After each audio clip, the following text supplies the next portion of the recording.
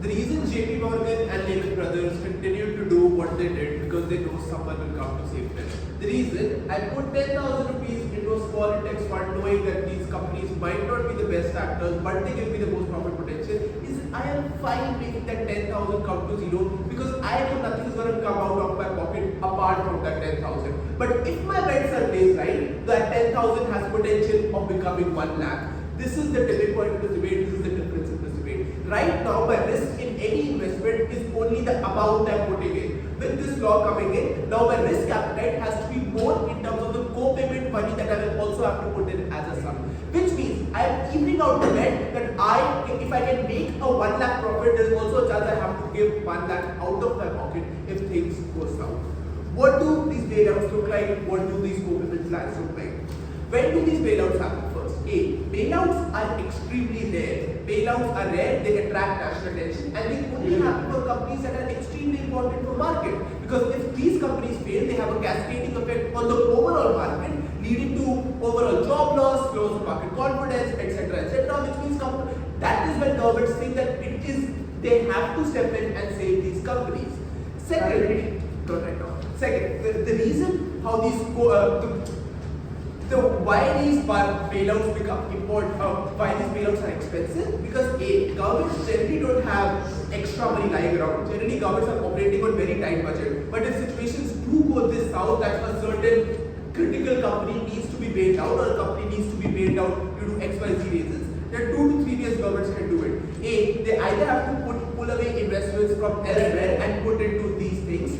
2, they either have to take debts out of other places to go ahead and do that. They either have to issue bonds and then go ahead and pay these payments, or they need to ask other national champions, for example SBI or LIC in India, who then have to go ahead and invest in this company to bail them out. The basic definition of bailout is not that everything that you owe will be covered. In bailout, we give you the bare minimum that you need to restart operations and sustain those operations in the first place. Bailout don't look like everything that you've done wrong is covered. They go ahead and give you enough money to continue your operations for the next quarters.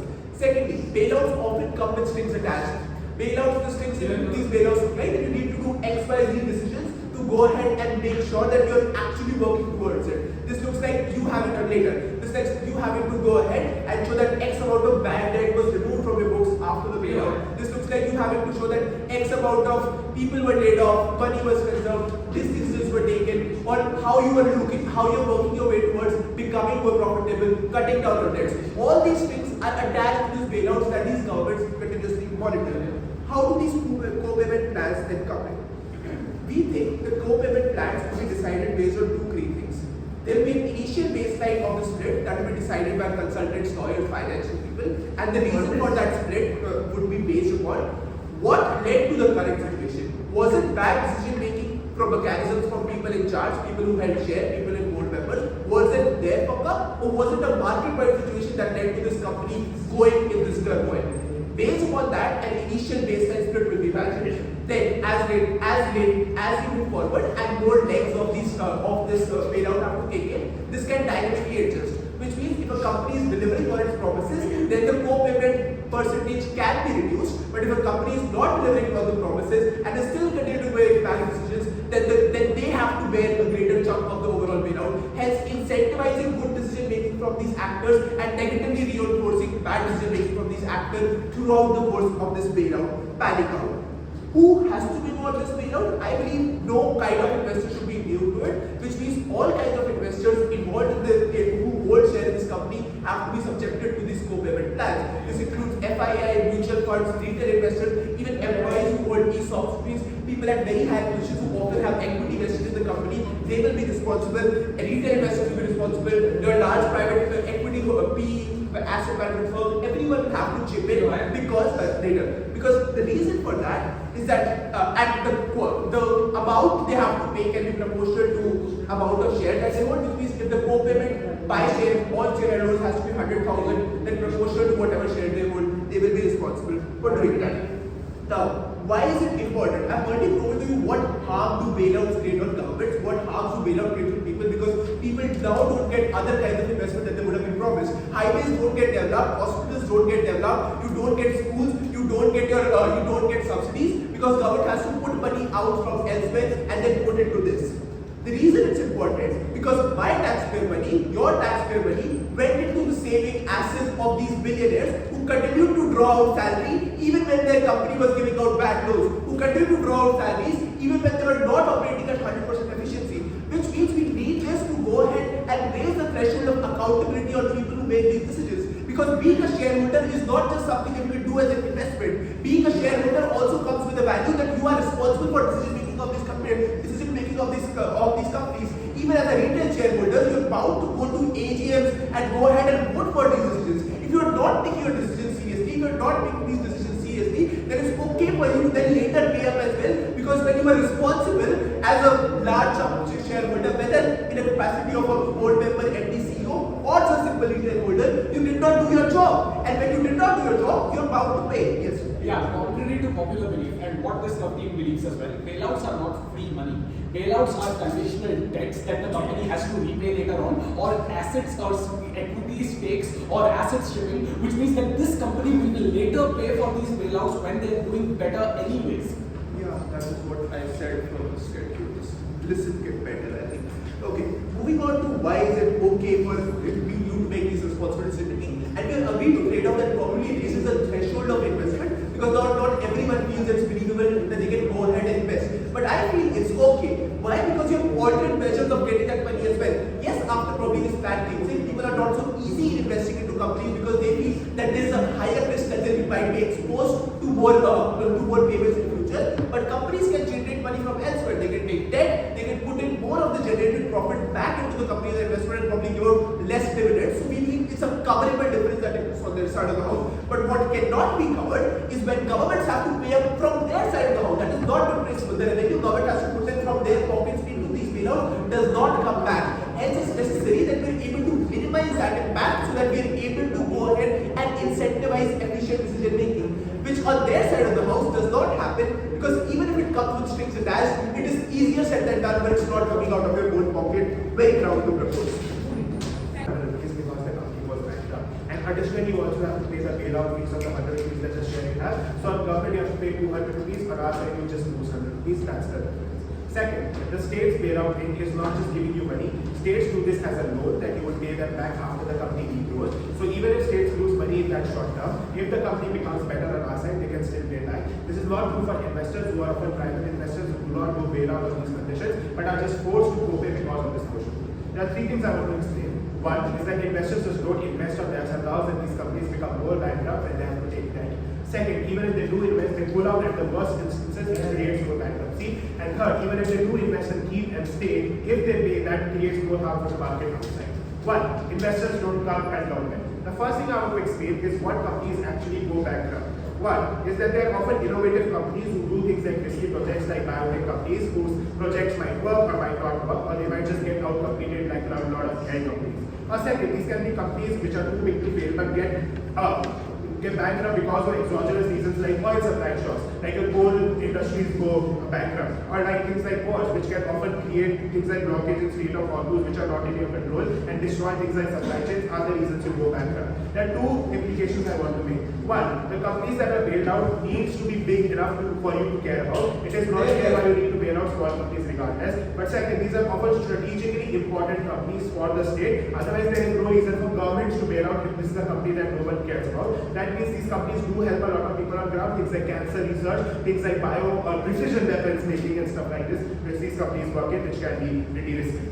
What type of investors do invest in these companies? They are the ones who do have a lot of risk appetite, like PE investors, who have big portfolios and a lot of markets they invest in. They invest in health, they invest in education, and they even invest in old age homes. So they can invest in these risky companies also to create more profit. And even if these companies do not work, they can hedge it with other stable markets they have invested in. This means these investors obviously do not want these companies to fail even if they can take this loss. Because obviously you still like more profits in comparison to the loss, so you still do not want that company to fail. But secondly, it's just more bad reputation for you that your investments are failing as asset managers, and you get backlash from your higher ups as an asset manager if you're investing in bad things. So obviously you want to invest in good ways and want the company to be good. These companies often fail because of reasons not in your control, and that's why investors are fine to invest in it because there is some loss that you can get, but there are profits to be made also. What is the reaction investors then have because of this policy and curve, and why this risk calculus shifts? Well, this is very bad signaling because these companies are already very risky, and now there is an extra pressure to pay double of this. Obviously, if you are big investors and want to get significant share, you're already investing a lot of money. But now the double of that is obviously very big harm to you as asset managers in these PE firms, and investors themselves get backlash from their own shareholders for why you are paying double. That means their hedging calculus worsens and govern they invest less in these companies. Second, this also becomes a snowball effect, which means when few investors pull out and there is less investment, companies fail to expand more or generate confidence also because some investors pull out. So even if rest of investors did not pull out, they also now pull out, seeing other investors pull out, which creates a snowball effect. Third, is that states also struck accountability and GOV very publicly and very clearly by saying that the burden is on you shareholders. That means shareholders also get more scared because the cushion of the state also goes away, which means their share in the company further decreases. The implication is most institutional investors never invest and expand their portfolio in safer industries more because they are trying to let go of that profit that they could have created from these risky industries, because the harm is much more massive than the profits that they could have created, which means you get no investment in these companies. If these companies do not get investment, they cannot do cancer research, they cannot make good weapons, they cannot help people on ground, which is one of the biggest harm this team needs to tackle with. Second, even how do then these companies create money? Like they still need to get some sort of money generation. There are two types of ways companies can generate money. Either they can get debt from banks and use that money, or either they can sell shares in their own company, control of their own company to investors.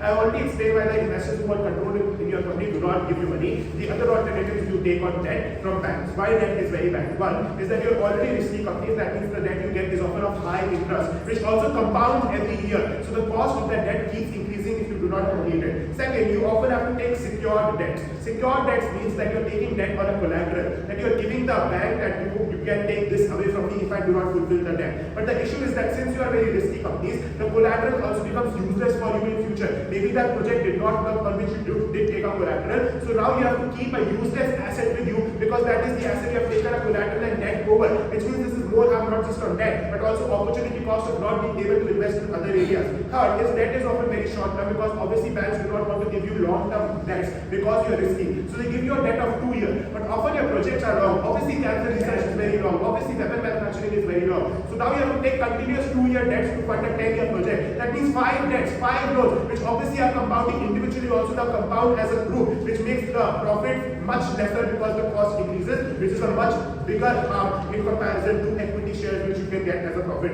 on our side. Second, why does this hurt all companies regardless of whether they are going bankrupt or not, and why this signaling affect the market in general? How do companies go on opposition? Obviously companies go in cycles. They have upturns, they have downturns. Every company has that regardless of what these companies are. During downturns, they often recover to one. This because their stock price is very less. Investors are willing to take the risk and put a lot of money because the cost is very less. So they invest in these companies who are going under downturn. What were the 3 big tech startups that were last bailed out by the government? Yeah, I don't know. Second is that harm of bankruptcy is just losing these money, so they often hedge this appropriately and they can get benefits from other investments also even if the company is downturn. So they put money into the company even if they are going during the downturn. More investment in these companies allow them to actually expand during downturns and actually recover. This is how companies recover currently. Why does this go where it comes? One, downturns are now not just downturns, but a signaling that you can actually go bankrupt and now you have to pay double. The loss is just not your stocks, but also the loss of your bailout money. And if this is the double the amount of harm you pull down during those downturns instead of helping the company recover. Second, retail investors are already paranoid, they don't have a lot of information, so they also pull out during downturns, which expands your bias that, oh, this company is actually going to go bankrupt because the stocks go more down. But lastly, exogenous reasons can still make your investment go to zero even if you try to invest in downturns. You can be punished more by putting more money at governments if you do not invest in downturns. Instead, you take away money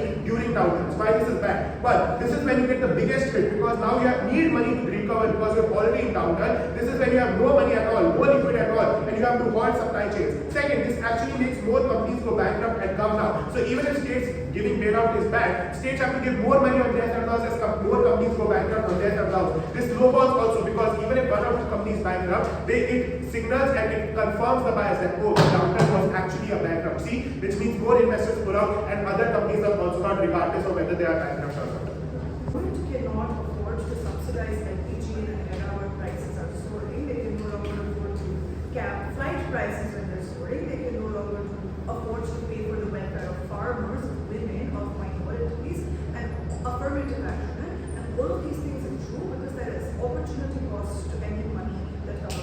spent. But all of this is true because the government has to, on their side, has to pay a lot of money to pay idiots like JP Morgan when they make risky and bad decisions because they know they're too big to fail, they're complacent, they think the government will probably bail them out anyway, and therefore they're able to make bad decisions. The first thing that we push is that we reduce these risky decisions being made. Their entire framing is just off clash and doesn't engage with what Garvit tells you in terms of when bailouts happen anyway. We don't think bailouts happen every single day, and this is true because they can't even respond to you when we ask them when the last time the bailout even happened or what the three biggest bailouts are, etc. But we don't think it's about any new innovative business, etc. All of their impacts are contingent on this frame, so if I'm able to tell you that this frame is not true, none of their impacts are true. But if the idea is that every single business is going to be bailed out, this is contingent on every single business being too big to fail, which is not something that they do. But the whole point at which governments give bailouts are at the point where companies are too big to fail. When they become too big to fail is at the point where they achieve some degree of success anyway, so they're not risky, they're not innovative, they're not these things, etc. But they're more likely to be like banks, insurance companies, etc. But the biggest investors in these organizations, they're correct, look like, I don't know, PE funds, private investors, etc., who had bigger shareholdings of these organizations. We think these shareholders have the duty to make sure that these companies make good decisions. So this looks like more board meetings, you hold the decision makers of the company accountable, etc. This works because this company needs your money to operate, so they listen to you because their existence is contingent on this. These good decisions are not made on their side of the house. Why? First, we think risky decisions are high risk, high reward. And they agree to this when they say that there is a high risk appetite. But we think the capitalist incentive comes from a high reward, which in most instances they probably get because like bankruptcy bailouts are things, soft cases. Bankruptcy bailouts are things that happen in like less instances. But secondly, these big investors have contingencies, which means they probably have bigger portfolios, which means this is not as big of a risk to them in the first place. But thirdly, we think these companies are big enough, we think because of the fact that these companies are big enough, means that they become complacent in the way that they function. So they make longer-term bad decisions by, I don't know, selling bad goods or whatever, because without these investors having the ability to hold them accountable. The fact that these investors still care about profits means that they're averse to this, means that they're averse to co-payment on our side of the house. Why is this different from what they say in terms of having a high risk appetite? We think a high risk appetite by investors is contingent on high rewards, and that's why they make these businesses in the first place. We think co-payment isn't double jeopardy, it's retribution for stupid decisions that these people have contributed to in the first place. But we think when you have to flow money into these bailouts, this is money that's flowing without returns, which means you're going to be more averse to this money, which means you're going to have all those incentives for accountability, etc. And this unique analysis is why investors now make companies make better decisions. But secondly, we also think this looks like your hedge funds and your mutual funds now being pushed to make better decisions because if their idea is investors now become risk averse, we think this is all the more reason that investors now make better decisions or push their hedge funds and their mutual funds to make better decisions in terms of where they're investing their money and how they're holding these factors accountable, which means we think even with that mechanism, accountability is higher on our side of the house. But then secondly, why do bank pullouts not happen the way that they say they do? Firstly, if the company is as profitable as they say it is not going to need a bailout. But second, if it is bankrupt, I'm not sure how I'm pulling out, who is buying my share, all of this is unclear, they have to prove this. But thirdly, we increase the amount of money that the government now has. Garvit tells you where bailout money comes from. They don't tell you, I'll do some likelihood work. If this is first taxpayer money, we think that there is active opportunity cost for this money so that active opportunity cost for this money that the government will spend elsewhere. And I'll talk about why there is incentive to use this money well. But if this is money that comes from government bonds, etc., we think this is also bad because the government now has to aggressively sell bonds, which means they now have to make sure there is an incentive for people to buy these bonds, which means there is incentive to make sure yields look higher. What this looks like then is banks peg their interest rates to these bonds, which means loans become more expensive, which means people's purchasing power goes down, people's mortgages become more expensive, people's purchasing power, so means the housing crisis becomes worse. I think all of these are problems we have to deal with. But why does the government have the incentive to use this money well? We think this is welfare is just an electoral incentive. We think governments directly have to show people that they're doing good things for people, which means they do things like invest in education, invest in healthcare, invest in making sure people have houses, people have jobs, there is apple manufacturing, etc. And all of these accountability mechanisms means that governments are going to use the money that they have in good ways anyway. But lastly, why do we think that this is something that's principally important to do? And this engages directly with their bailouts, it's not free money, so there's no delta damage. Firstly, they say bailouts are contingent, but they don't say what these bailouts are contingent. But presumably, this is on companies making better decisions. Sure. Yeah, you don't do the comparative work. Where do the institutional investors get money to pay for this? Where do they pull out money from?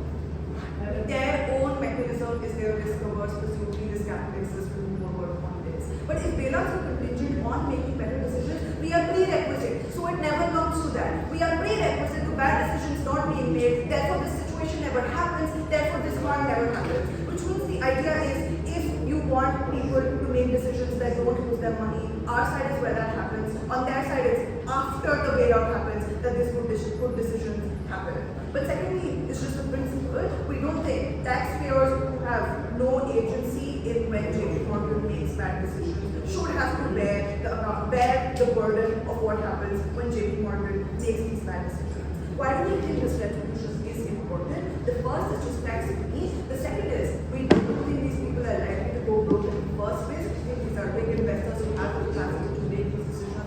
But what we think is important is the retribution in terms of making these people owe up to something when they make these bad decisions. The problem is when people make risky decisions without a say. We think we are where there is internal pushback. We are the prerequisites to making sure these bailouts are never a situation that arises in the first place, and therefore we think we prevent the harms they try to do. Bailouts for people, bailouts imply that a lot of money that is coming from taxpayers get invested into getting companies out, and that money does have an opportunity cost. We agree with government. But what they fail to ignore in this debate is that bailouts happen far more on their side, happen far faster on their side when these companies over their business. The first thing that I'm going to do in this speech is deal with this idea of companies take bad decisions, and this is sort of magically going to change on their side when this policy comes. I'm going to explain to you that without the concept of this policy, equity investors, i.e. investors that have stake in this company, have incentives to make good decisions. The first obvious reason for this is that equity investors get dividends from the stocks in which they've invested. So if your company makes a profit, you get some of that profit back, right? So obviously you want the company to make profit, you don't want them to make crazy decisions. But secondly is if you allow a company to go through a bailout and get over leveraged and do bad things, obviously this is such bad market signaling. When a company gets bailed out, its stock crashes. If the stock price crashes, your own equity suffers. So this is a consequence that accrues onto you, and therefore you don't have the incentive to do this.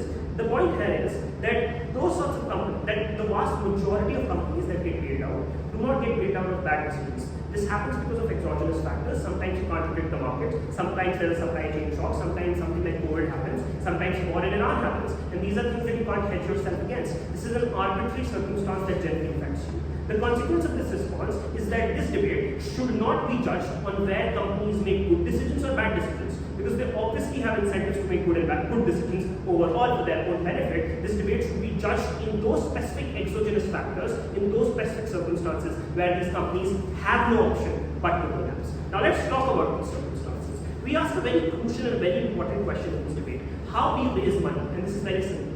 There are only two ways in which you can raise money as a company.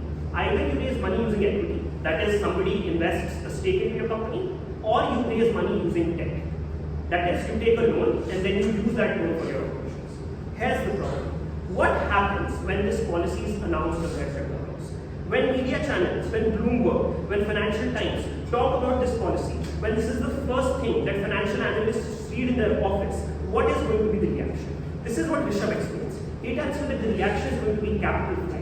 The vast majority of these investors, as they can see, are just not okay with this risk. They're not willing to invest 100 rupees into a company and then pay additional 100 rupees and bail them out completely. They're not willing to go ahead and take the risk of bailing them out on capital that they did not invest in. That's massive amount of risk. Therefore, the vast majority of them want to pull out their money. When they want to pull out their money, what do you do?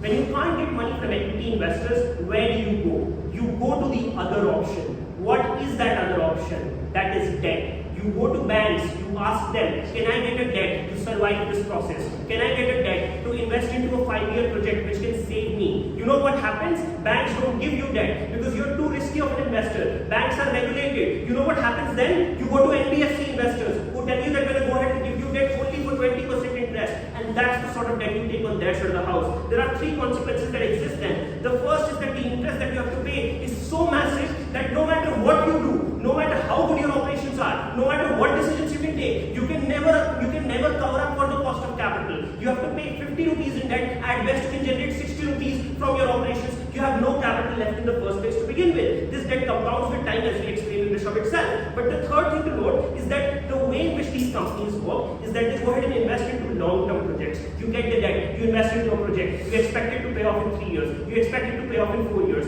But the problem is that the NBFC, that non-banking financial corporation, which is giving you that loan, is not going to wait for that long period of time, right? Because you're a very risky asset to give loan to. They don't want to take that much risk. So they set the duration of the loan really, really short, which means you have to keep on taking debt. So what happens is this: I take 100 rupees from Ansuman because I owe 100 rupees to Rishabh, and I take a new debt to pay off my previous debt. This is when debt compounds, and this is when you get over leveraged. The conclusion of this premise is simple: you have lots of companies taking lots of debt that are near bankruptcy. What happens then?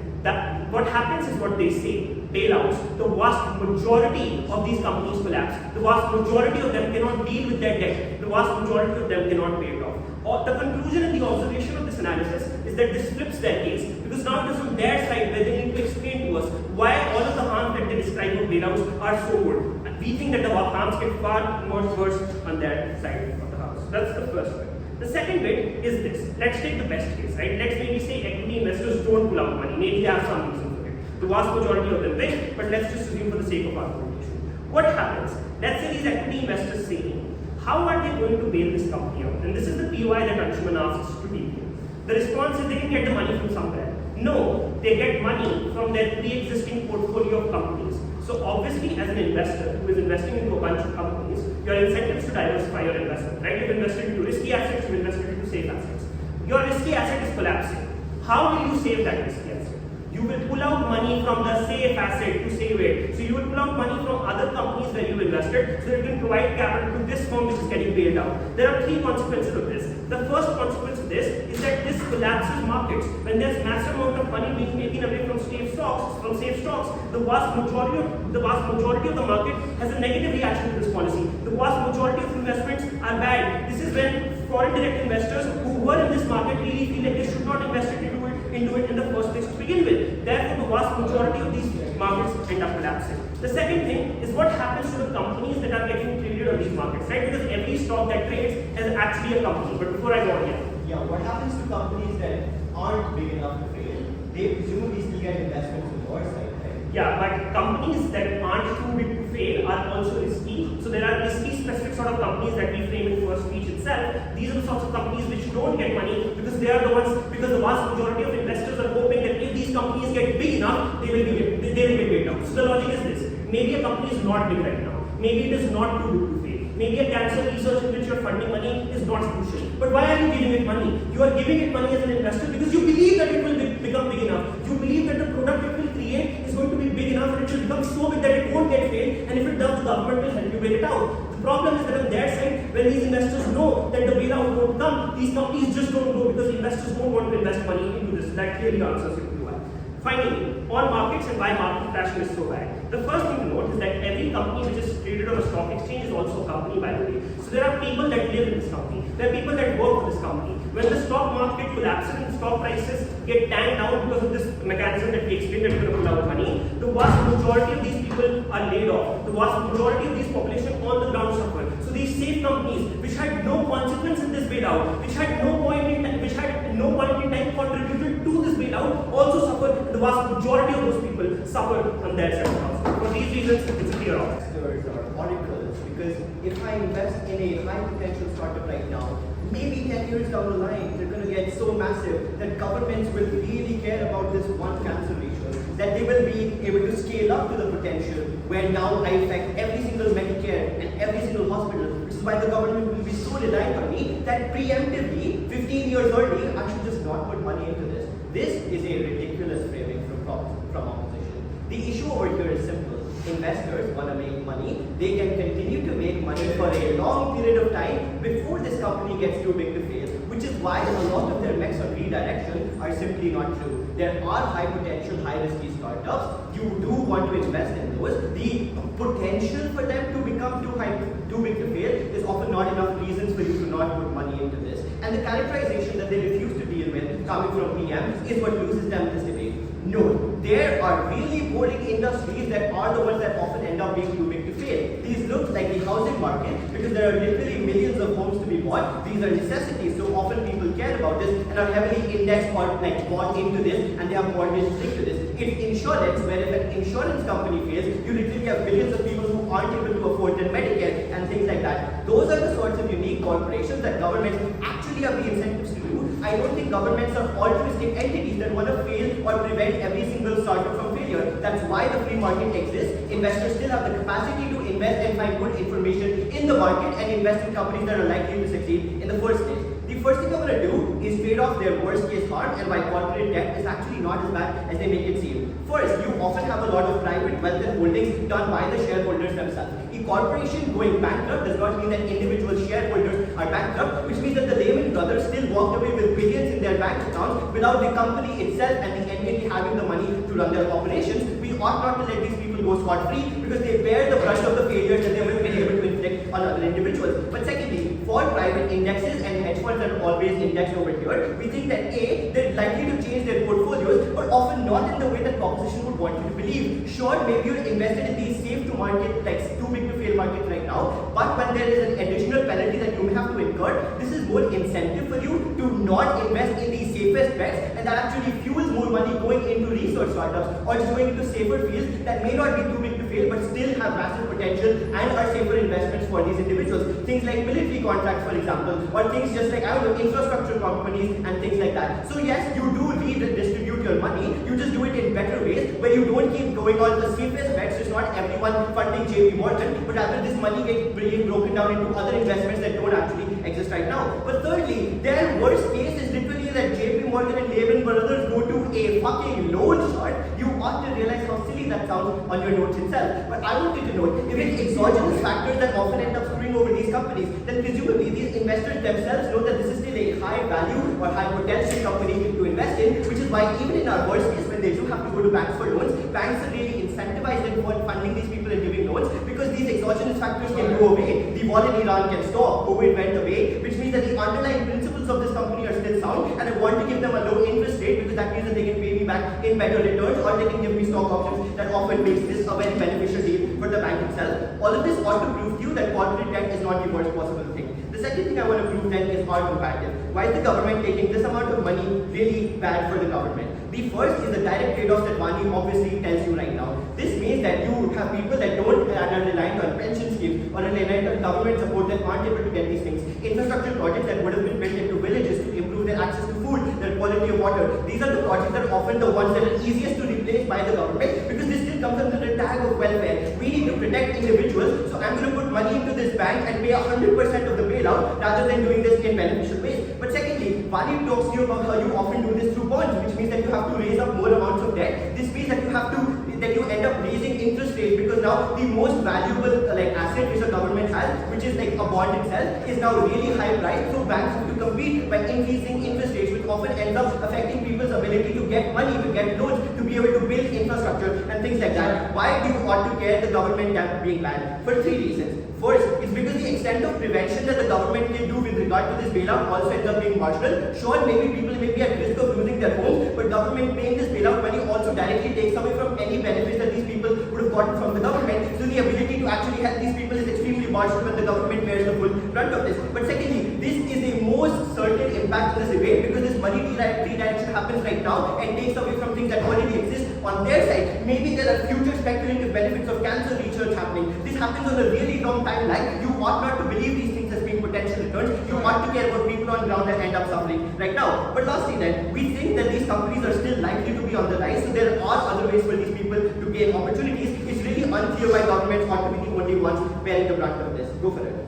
Yeah, if their framing is that these companies are too big to fail, presumably these are safe investments. Who do you think invests in safe companies? Is it private equity or pension funds? Yeah, so that's what I'm saying, that maybe in our worst case, there ends up being a redirection when you go to better places. But lastly, I just want to prove why the companies themselves end up doing better things. The first response I have to this is that oftentimes it's these companies that have the most amount of complacency. So sure, maybe you would want to hold this company accountable, but because it's seen as a safe bet, that isn't enough incentive for you to divert time into this. So even when PE funds and hedge funds are indexed and have shares into this, they trust that this is an institution that will carry on for a long period of time, which means I ought not to be as involved over here, and I ought to be more involved in the sorts of decision making done by startups and other potential. But secondly, oftentimes the internal regulations of these companies end up being significantly weaker. You have middle managers that don't want to give accurate reports to their seniors because that makes their own returns look bad. You have people and employees on ground that end up giving worse mortgages and worse loans because they're still able to get their revenue and share out of it, but it's actually not doing well good for the corporation. What we're able to uniquely change is that when there is the risk of double jeopardy, you have more preventive measures. So you increase the amount of scrutiny that you're actually doing. You police your operations to a greater extent to make sure that you are going to be viable. You don't give in and just create wild promises in the stock market that often leads to hyper-raising shit tons amounts of money. You actually decrease the amounts of bubble by giving actual promises that are likely to happen. These are all preventive measures, which means that in our worst case, maybe these companies get a little bit less money. This is great because it reduces their operations and it allows them to not do as many bad things,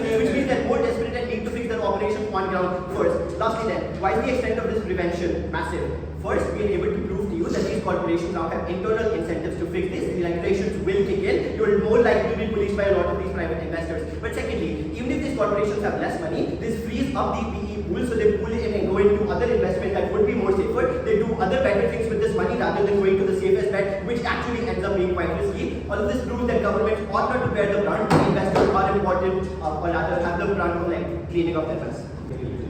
What is the intuition that they get? The companies currently mismanage and go into cycles of misconduct because they think they will be bailed out of state or by the state, and that is something that they can afford to do. Notice there are a couple of issues here with the margin that they're trying to draw. Obviously, equity shareholders have a preemptive incentive for companies to not fail in the first place. Because notice, when does a bailout happen? A bailout happens at the point at which a company goes bankrupt, which means the investors that invested within the company, that own shares within the company, that own equity within the company, and had their own money and their capital invested within the company, all of this capital erodes, all of this capital is gone to dust. The point at which the company goes bankrupt in the first place, which means obviously if somebody has invested $1 million into a company, they don't want the $1 million to go away and erase and go into nothingness in the first place. What are they telling you? They're telling you that, oh, now you're going to make these investors say that, oh, not instead of 1 million, you're going to have to pay 1.5 million. I'm not sure why they don't care about the 1 million preemptively in the first place, and why the 0.5 million is the extra margin that is required to push them to actually keep oversight of the company in the first place, which is what government doesn't deal with. Because most of the case is assuming without proving why the bailouts are required in the instances where companies are going into cycles of misconduct, and not when companies go bankrupt because of many exogenous reasons, as Abdul and Rishabh both point out, like supply shocks happening, like distribution chains failing, like literally there being a COVID in the first place, which made a lot of companies go bankrupt and did not have enough capital investment or capital flight happening within this company in the first place. Which means the way this framing unlocks for our side of the house is that we explain to you that obviously equity investors have a preemptive incentive to care about their $1 million of investment in the first place, and you don't need the extra 0.5 for them to actually go ahead and be cognizant of what the company is doing in the first place. Gulf's framing is relying on very weak intuition that you shouldn't accept, because they need to accept to explain what the margin is, why only the extra 0.5 is going to make the equity shareholders care about this. Then the explanation is so flimsy. They say that, oh, you care about it now about it more.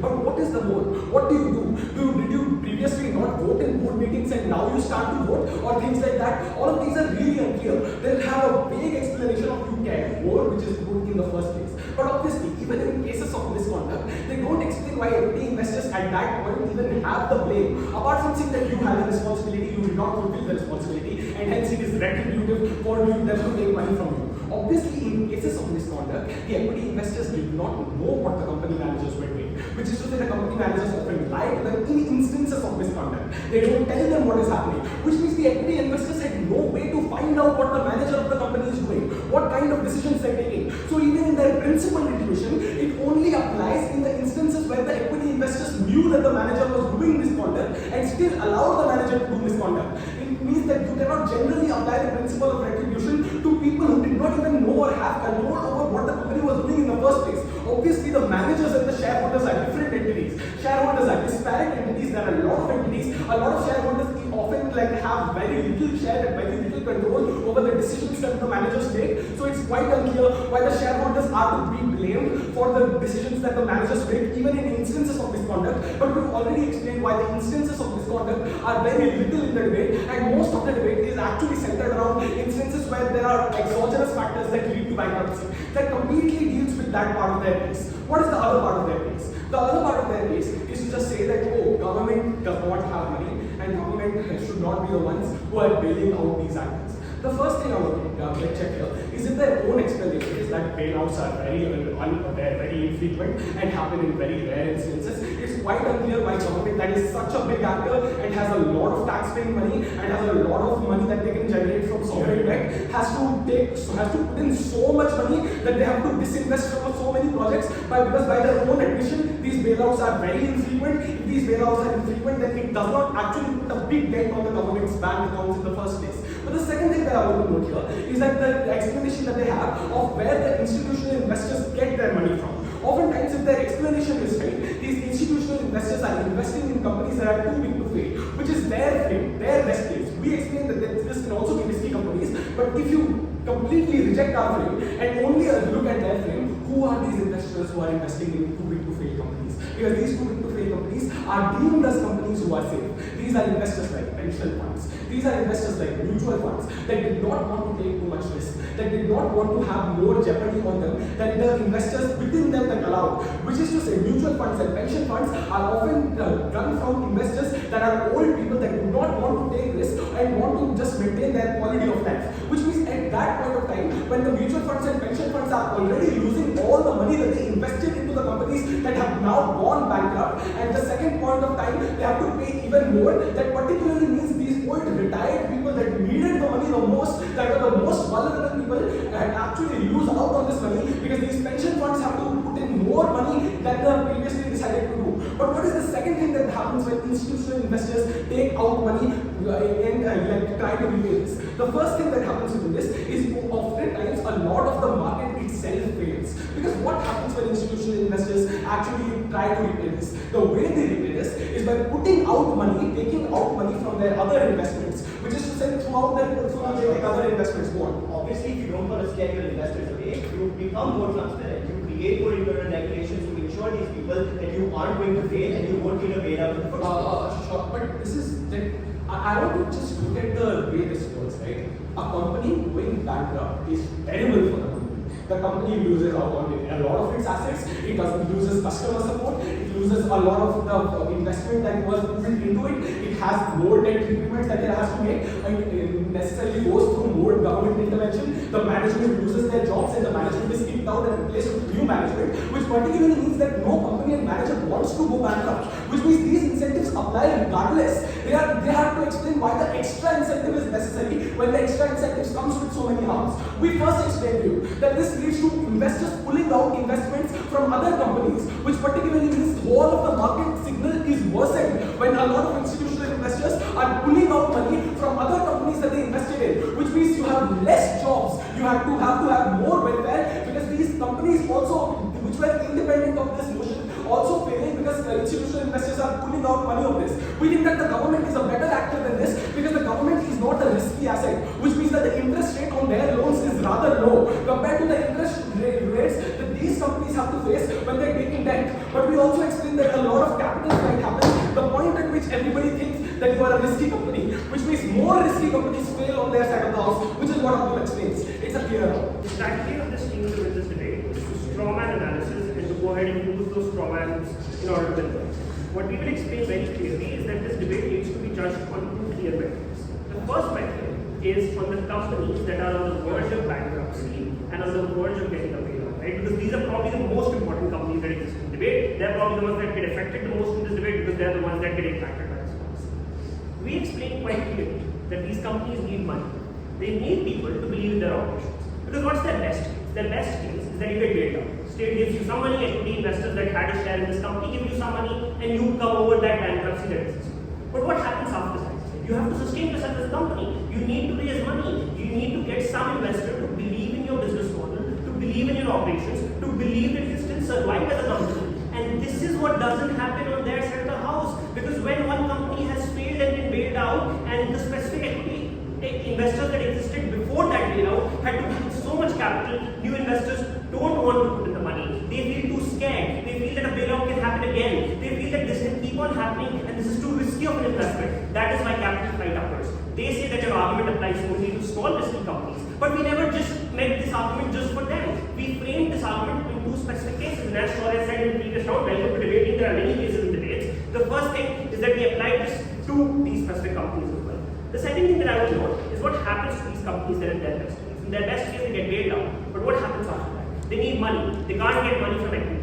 Where do they go? They go to debt. And they never deal with how bad debt is. They never explain how debt is something that you can deal with. Their response is that JP Morgan can go to a loan, you can go to a bank and get a loan. Yes, because JP Morgan has lots of assets under management right now, not when they're goddamn bankrupt. Lehman Brothers also did not get any loans in that point in time. The vast majority of these companies struggle in that moment. This is the first way. So on that side, you go to loan sharks, you go to NBFCs, you try to get loans, you try to raise that money, and that capital hurts you. It enforces very strict regulations on you. It makes you feel that you can't expand, and it makes you feel that you can't survive.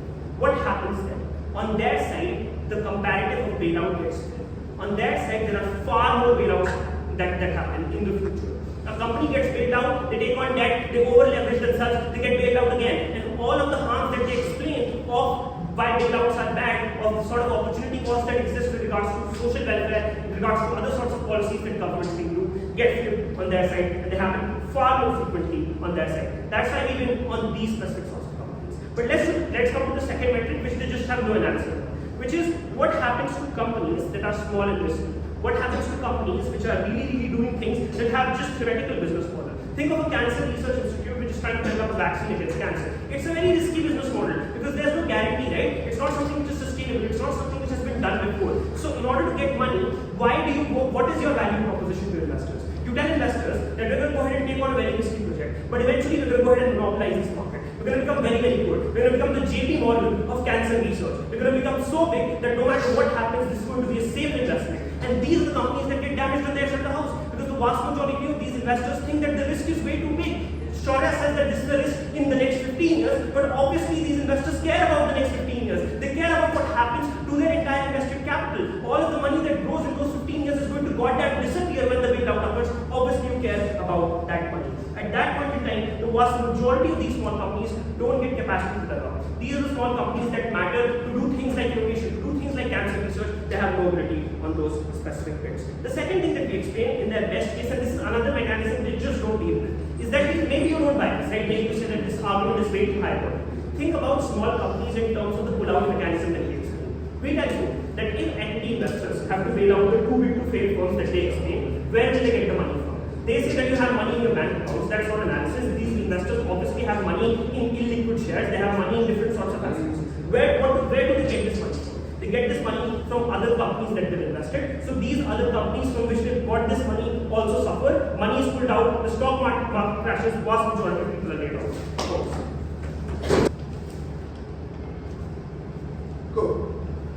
When I know a car or two-wheeler can take me quicker to a place, but now I have a burden that I can also be fined if I don't follow the rules, doesn't mean I stop using the car or I stop using the two-wheeler. I become extra cautious, I wear helmets, I wear seatbelts. That is the tipping point this team just fails to acknowledge. Because all that happens on their side, that as soon as you introduce this policy or introduce this added burden, everyone stops investing as per them. No one's wanted to put in the money, no one's wanted to go ahead and take that additional risk of putting in the money. I'm unsure as to why. Because profit incentives still remain. If this company is going to make profit, I will still make money. It's the added burden I have to put in.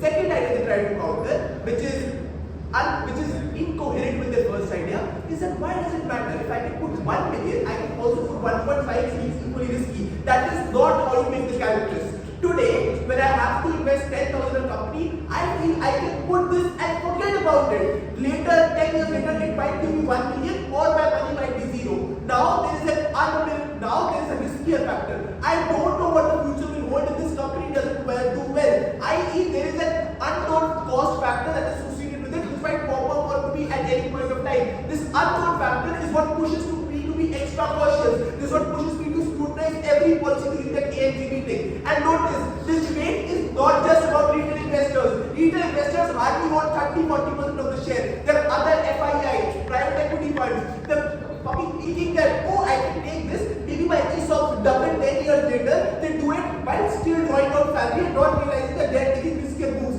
Now they have to evaluate that riskier decision, thinking that internally whether if 10 years down the line this doesn't work out, I might be culpable and I might not be able to deal with it. These are the kinds of disciplining factors they completely ignore. The only part to victory they have led is the debt analysis that comes at deputy. I'll tell you why it's useless. And I think the reply automatically takes care of it. The reason debt or bad debt doesn't exist, Shaurya, only tells you why there are multiple actors who are willing to give you debt in multiple different forms.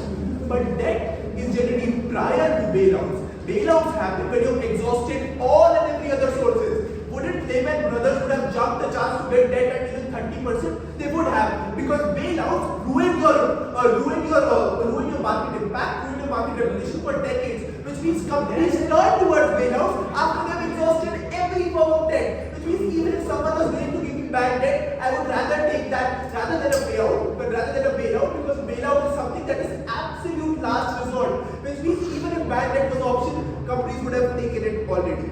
Then the fourth idea is that this leads to chaos in the market. A market pulls out money from elsewhere. Companies have to rejiggle their portfolios. Investors pull out. Whenever a bailout is happening in any market, and this is based on the framing that I give you at the top of my PM speech, because it's so rare, if any sort of bailout happens on either side, markets are fucked. Which means people will be pulling out money out of the markets regardless, because they feel that confidence within that market is not going to be enough. So the disruption factor is symmetric on both sides of the house because of the bailout happening. No matter for what reason it's happening or who is paying for it, the fact that a bailout is happening in the market is enough of a trigger that goes ahead and symmetricizes this harm, which means we have to bear with it. Towards the end of it, notice, the idea is that these bailouts only happen when you have exogenous factors contributing to it. This is the framing that I give you at PM, that if it's exogenous factor, then a greater burden will be taken on by the government and less by the shareholders. And contingency planning is also something that management should care about. So if you're not able to deal with an exogenous factor or predict that supply shock might come in future, you failed as a management, hence you got to pay for it. You failed as a company, hence you got to pay for it. Towards the end of this debate, the tipping point is very simple. When these bad things happen, who is supposed to be held accountable? You or me, who had nothing to do with it, but still our tax money goes for it, or people who are actually making the calls, but then they get to walk away cheaply because they know government debt will come in cheaply. Very proud to